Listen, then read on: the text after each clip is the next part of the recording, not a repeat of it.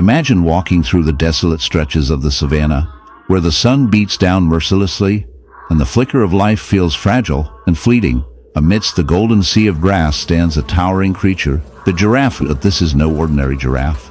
No, what we see here is a grotesque testament to the darker corners of nature's canvas, an hourglass of time where beauty and decay collide. Upon its long, graceful neck lies a wound so ghastly in nature, it almost defies belief.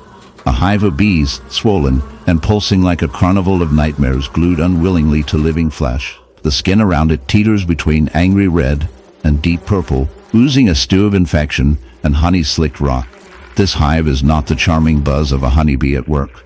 It is a grim infestation, a living mass of thousands of tiny stingers that have burrowed into the delicate architecture of a creature designed for soaring heights and serene browsing. These bees, entangled in a symbiosis gone horribly wrong, have colonized the giraffe's wound with a determination as relentless as the sun itself. Infesting a living animal is a perilous venture for any insect, yet these bees have adapted with a dark tenacity, exploiting a vulnerability to sustain a hive unlike any found in mere wood and tree boughs.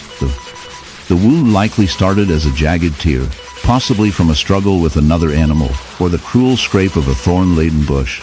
What follows is an ecological horror story, where the wound becomes a macabre nursery. Swarming around the injured tissue, bees deposit wax and honey, turning the skin into a grotesque hive that buzzes with relentless, maddened life. The infection festers, skin rotting and swelling in a dead dance of decay and survival. The aroma, less floral meadow, more a sharp cocktail of fermenting flesh and sticky sweetness, a tangible nausea curdling the nostrils. To understand this chilling coexistence, we must delve beneath the glossy veneer of pollinator harmony into the grim mechanics of infestation. Honeybees, typically benevolent architects of nature's sweetness, occasionally stray into parasitism when desperate or opportunistic.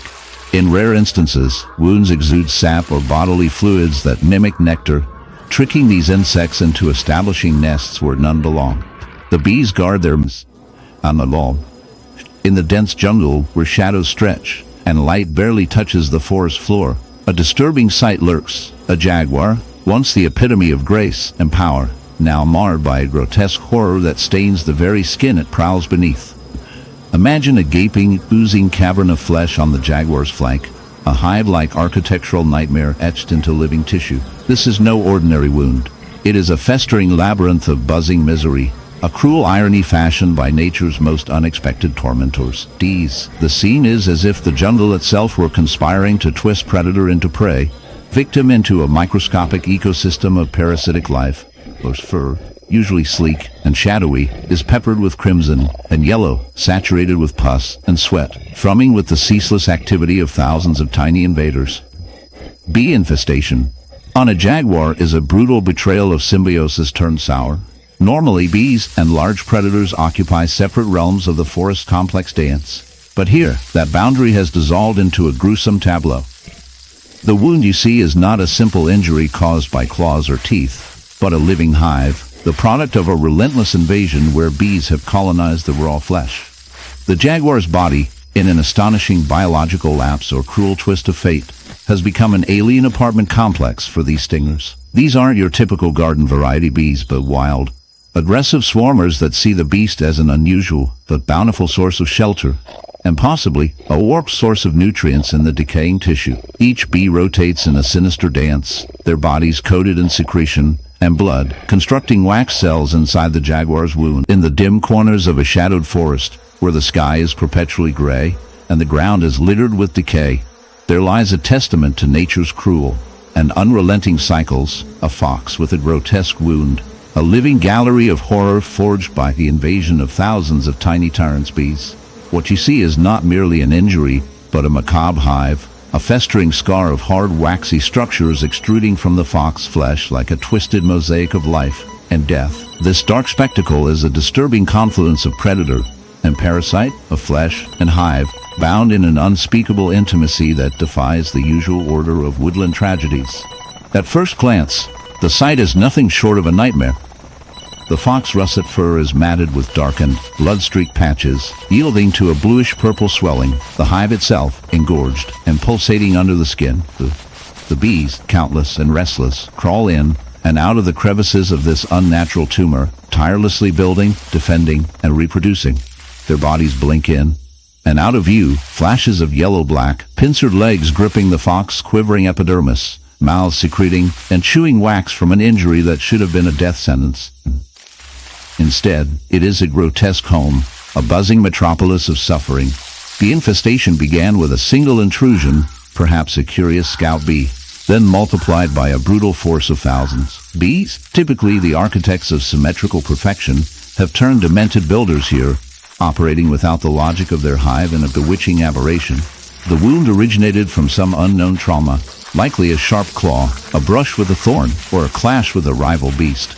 This opening offered the invader's target an opportunity, a vulnerable space for their reproductive agenda. The fox, in agony and incapacity, became a living nursery for larvae nestled in raw flesh, nurtured within a beehive formed of wax and blood. The bees ingratiate themselves into the fox body in a methodical process of cannibalistic construction. They secrete wax from glands on their abdomens, clumping it with fragments of tissue beneath the burnt orange hues of the Australian sun. Where kangaroos usually bound with effortless grace, there lies a darker scene rarely seen by the casual observer, a kangaroo, its fur matted and stained, bearing a gruesome testament to nature's raw brutality. This is not the image of the iconic marsupial that inhabits the plains and eucalyptus forests. Instead, this kangaroo is marked by a nightmarish wound, swollen and festering with an infestation unlike any common bruise or bite. Imagine a grotesque cluster of buzzing chaos embedded into flesh, an unbearable hive, the very skin serving as a foundation for a teeming mass of unforgiving bees. The sickening sight of translucent wings constantly vibrating, mandibles tearing through its wound, and relentless bodies clinging in grotesque solidarity paints a disturbing tableau of survival and suffering. This horrific injury, a hive spiraling grotesquely outward from the kangaroo's vulnerable site, reveals a stark and cruel chapter in the animal's life. The hive pulsates with life and death, buzzing with thousands of bees that have adopted this injured mammal as their unwilling host. Bees, creatures we often romanticize as pollinators and architects of sublime honeycombs, here betray their gentler reputation. They exploit this merciless wound for reproduction and shelter, clustering their waxy cells tightly into an expanding fortress of agony. Each tiny bee, armed with venom and relentless stingers, adds to the relentless irritation and decay. The kangaroo's skin, ravaged by infection and pus, becomes a sticky, painful arena where these insects thrive off the very life force of their host. This infestation is more than a simple parasitic attack. It is an unraveling of the delicate balance between species, a biological horror show staged under the indifferent laws of nature.